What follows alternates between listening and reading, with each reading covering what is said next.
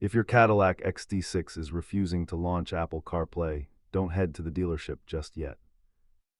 Statistically, over 85% of connection failures are caused by software glitches rather than hardware defects. Let's walk through the troubleshooting playbook to find exactly where your connection is breaking down.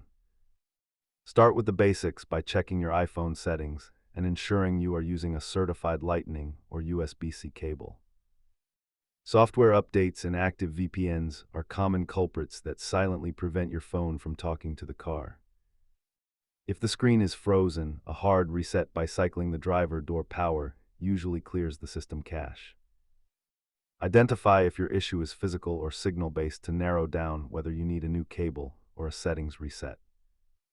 As shown here, a faulty cable is the most frequent reason for connection failure, followed closely by software bugs. For persistent issues, performing a factory reset within the Q system settings can resolve deep software conflicts. Always test a different device to confirm if the problem lies with your phone or the Cadillac hardware itself. Remember that keeping both your iPhone and your Cadillac Q software updated is the best way to prevent future drops.